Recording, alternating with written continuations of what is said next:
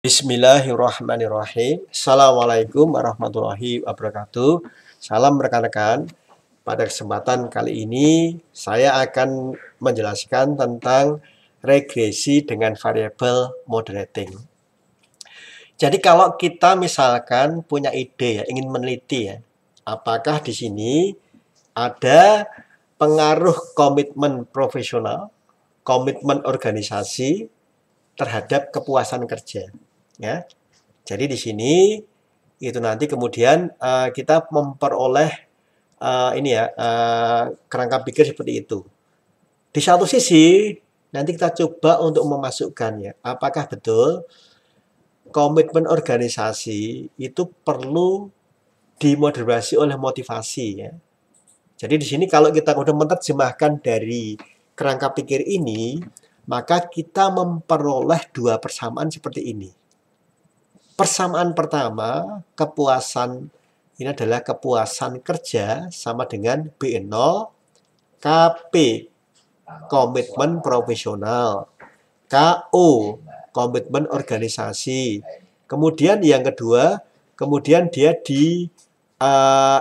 dimoderasi komitmen organisasi dengan motivasi.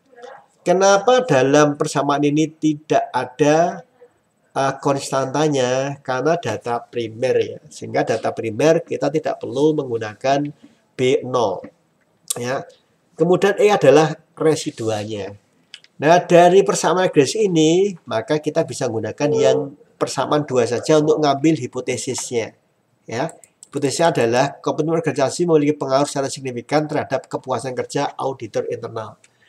Komitmen profesional memiliki pengaruh secara signifikan terhadap kepuasan kerja auditor internal. Motivasi moderasi hubungan antara variabel komitmen, organisasional, dan kepuasan kerja auditor internasional. Ini ya. Nah, dari sini kemudian kita menghadapi kendala. Kita meneliti data tidak ada. Maka kemudian kita harus buat kuesioner untuk bisa kemudian memasukkan ini ya. Gimana caranya? Ini kita buat kuesioner ya. Jadi ada kuesioner, komitmen organisasional ada 4 item, komitmen profesional ada 3 item, ini ada 3 item, kemudian motivasi ada 5 item, kepuasan ada 4 item. Kita lihat dulu di sini. Oh, ini ada komitmen ya. Ini nanti ada yang agak ini ya. Ini yang ke sini ada yang belum saya masukkan ya. Jadi nanti ini adalah kuesionernya. Nah, setelah kita sebar, kita dapatkan data. Gimana cara tabulasinya? Maka caranya ini. Saya asumsikan saya hanya ngambil data 30 saja ya. Hanya untuk kemudian di sini kita untuk tutorial ya. Jadi komitmen organisasi diwakili KO1 item 1, KO2 item 2 dan seterusnya. KO ini adalah penjumlahan semua ya. KP ini adalah penjumlahan dari KP1, KP2, KP3, KP4.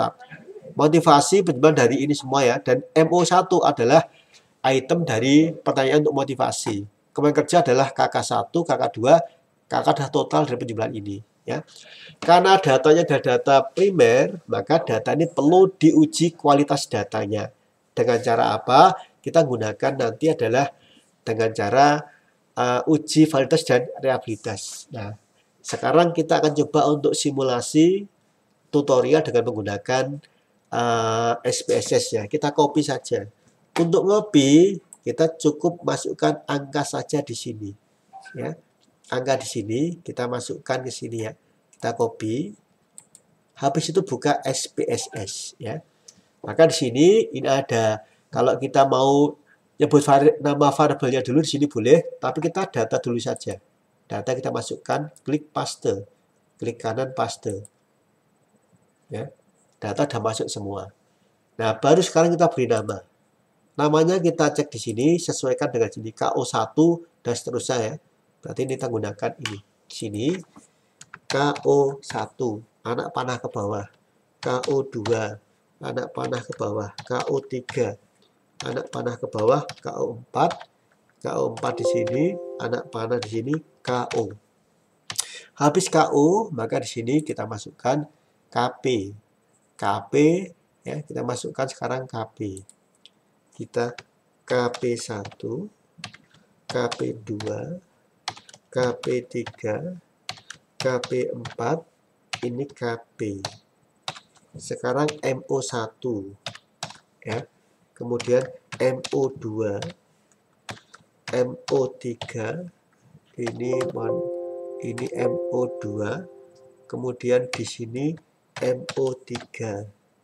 Ini ada MO4, ada MO5, ada MO, ada KK1, ada KK2, ada KK3, ada KK4, ada KK5, ada KK.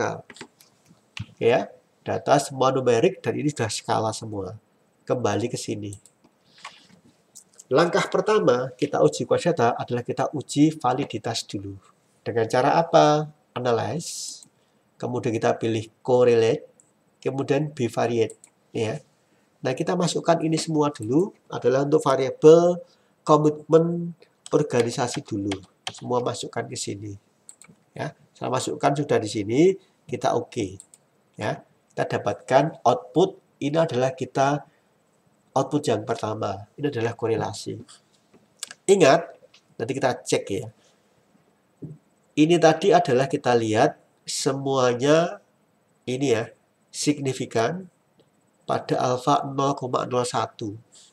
Jadi nanti patokannya adalah kalau angka ini ya, jadi persen correlation-nya adalah dia adalah di atas 0,25, berarti kita sudah anggap dia sudah ini ya sudah masuk dalam kriteria valid ya. Ini semuanya ini ya. Ini langkah pertama sudah kita lalui untuk ini ya. Nah, gimana kemudian kita akan menguji yang namanya reliability untuk komitmen organisasi. Maka kita gunakan analyze, kemudian kita pilih scale, kita reliability analysis. Kita masukkan saja di sini adalah KO1 sampai ini ya, KO4. Kita masukkan ke sini. Ya, kita oke saja nggak apa-apa, yang penting kita cari alfa kerubatnya. Ini ketemu ini ya, ini. Nah, di sini nanti yang baik adalah dia 0 kalau ingin relatinya adalah sangat kuat, itu adalah di atas 0,7. Tapi kalau kemudian kita gunakan 0 ketemu 0,628, kita bisa gunakan yang moderat. Berapa? Antara 0,5 sampai 0,7. Berarti ini punya sudah lolos juga ya dengan kriteria moderat. Sekarang kita kembali, sekarang adalah ke komitmen profesional. Kita gunakan lagi analyze, kemudian kita pilih correlate bivariate. Sekarang kita ini klik semua dengan cara klik, kemudian tekan kontrol, anak ke bawah. Nah ini klik shift, anak ke bawah, baru anak ke sini. Kita pindah sekarang ke KPI ini, KP1 sampai ini. Oke ya. Masukkan lagi oke. Ya. Ini adalah output 1, 2, 3. Ini kita output yang ketiga. Semua sudah di atas 0,25. Berarti valid. Nah, bagaimana kemudian dengan uji reliability-nya? Analyze. Kita pilih scale. Pilih reliability analysis. Kita keluarkan lagi dengan cara klik shift. Jangan dilepas, enter semua. Ini ya. Keluarkan. Sekarang kita ganti adalah KPI KP1. 4 di sini oke. Oke lagi di sini. Dan menjadi output yang keempat ini ya. 1, 2, 3, 4, kita lihat di sini. Dia di atas 0,7. Berarti dia adalah kuat, sangat kuat ya. Sekarang kita ganti ke motivasi. Analyze. Ya. Kemudian di sini kita pilih correlate bivariate. Kita keluarkan dulu, shift anak panah ke sini, bawa ke sini. Kita pilih motivasi. Ini ya, klik di sini. Oke di sini, kita pilih oke di sini. Kita lihat di sini, semua memiliki kriteria di atas 0,25. Lanjutkan lagi, uji reliability analysis, scale, reliability analysis. Keluarkan lagi, ya. Kemudian kita pilih MO1, ya. 1, 2, 3, ini, 5 ini oke. Langsung saja oke. Kita lihat di sini, dia sudah memenuhi kriteria moderat 0,5 sampai 0,7. Nah, sekarang terakhir kita uji adalah tentang kepuasan kerja. Ya, analyze, kita pilih lagi correlate bivariate. Kemudian ini kita keluarkan dulu. Nah, ini kita keluarkan. Kemudian kita masukkan KK1 sampai KK ini. Ya, kita masukkan. Oke, oke. Nah, di sini kita ketemu sekarang ada satu KK5 yang tidak memenuhi kriteria. Ini ya, 0,089. Ini yang kita keluarkan. Ya, kita keluarkan sehingga kita dapatkan ini. Ya, kita correlate bivariate ini. Yang ini kita keluarkan yang KK5 ini. Ya, oke. Kita sekarang kita oke. Nah, kita dapatkan ini. Ya, sekarang udah memenuhi kriteria semua ini. Ya. Berarti nanti item KK5 kita drop, kita keluarkan ya, karena tidak memenuhi validity. Bagaimana dengan uji reliability-nya? Analyze. Kemudian di sini adalah kita gunakan scale, reliability analysis. Kita sekarang kita keluarkan dulu motivasinya, kita gantikan dengan KK-nya tadi. Ya, KK yang 5 tidak kita masukkan. KK 1, 2, 3 ini. Kita masukkan saja. Oke. Ya. Nah, ini sudah memenuhi di atas 0,7. Berarti reliability-nya sangat kuat ya. Nah, setelah semua kita uji, jadi kalau kita simpulkan tadi ini hasil uji validitasnya. Ini ya. Kita uji semua ini ya. Kita uji semua di sini, maka sekarang kita bisa melihat semua sudah lolos. Uji validitas dan reliability sudah lolos. Maka sekarang kita akan uji hasil regresinya. Ya, ingat tadi kita gunakan tadi ada dua persamaan. Persamaan regresi adalah KK sama dengan B1 KB plus B2 K0 plus E. Yang kedua adalah KK sama dengan B1 KP plus B2 KO plus B3 KO dimodifikasi oleh motivasi. Jadi kepuasan di sini nanti kalau kita lihat komitmen organisasi itu dimodifikasi oleh motivasi plus E. Sekarang kita lakukan regresi. Kita sudah punya data, ya. Jadi kita punya data. Nah sekarang kita akan cari analyze, kemudian regresi, kemudian di sini kita akan pilih adalah yang linear. Masukkan saja variabel bebasnya 1 KO ke sini. Kedua adalah KP ke sini. Ini mohon maaf, ini adalah variabel ini ya, terikatnya KK ini ke sini. Kemudian KO ke sini. Kita masukkan tadi KO ke sini. Kemudian kita buat KP ke sini. Ya. Jika kemudian kita lihat kita membutuhkan uji asumsi klasik, kita perlu statik di sini, kita pilih collinearity. DW tidak usah kita masukkan karena data primer dan datanya adalah data cross section sehingga autokorelasi tidak perlu kita uji. Oke ya. Kita hanya cukup mengeluarkan save ini adalah untuk data residual. Bisa menggunakan unstandard dash atau standard dash. Hasilnya tidak jauh berbeda. Kita gunakan aja ini ya, unstandard dash.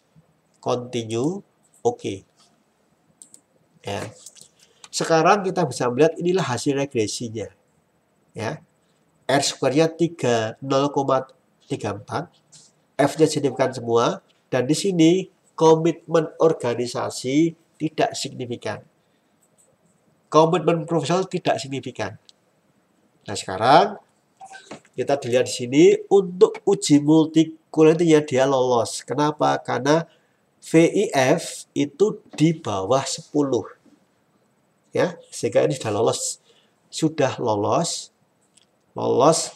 multikulturalitas. Nah, bagaimana dengan menguji uji normalitas? Maka kita bisa gunakan tadi ini, analyze, kemudian pilih descriptive statistik, kita pilih explore. Ini ya.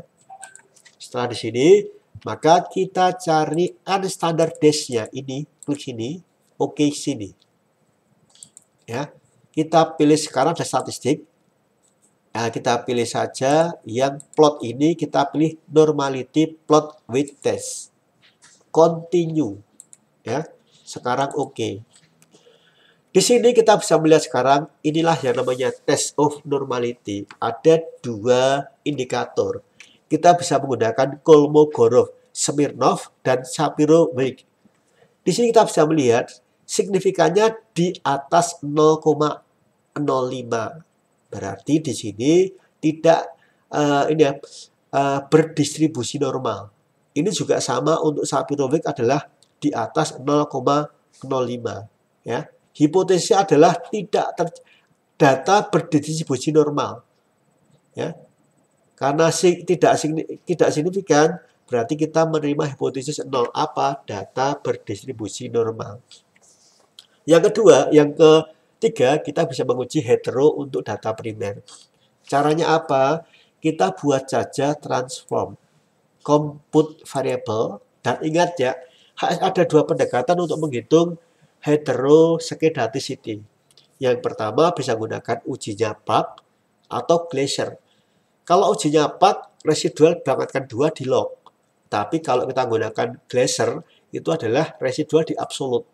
Kita gunakan saja sekarang adalah yang pakai log ya. Ini log. Kemudian res. Ini adalah 1. Ini adalah ini 1 pangkat. Ya, pangkat 2 atau kuadrat tuh ini. Ya. Ini kita gunakan tadi apa? Oh, ini harus pakai log. Maka cari di sini lognya. Cari L yang ada log di sini L. Ini log di sini. Oke. Klik 2 kali, klik, maka muncul ini ya.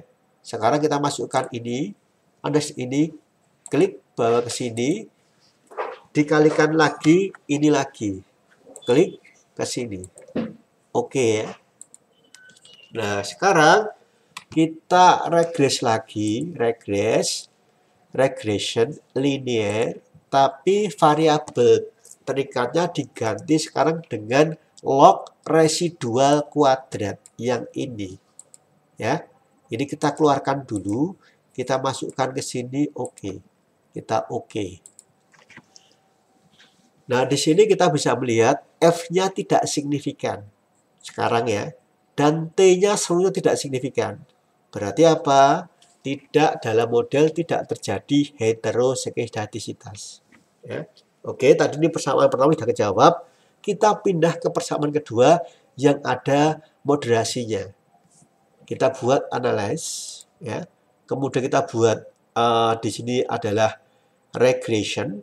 Kita pilih linear, ya. Nah sekarang ini kita harus buat dulu variabel baru. Karena ada moderasi, maka kita buat KO dan MO harus kita kalikan. Variabel kita buat di sini kita namai Como ya. Como ya. Berarti kita bisa gunakan ini aja. KO atau tadi kalau kita klik KO ini. Ya, klik di sini dikalikan. Kalikan tuh ini.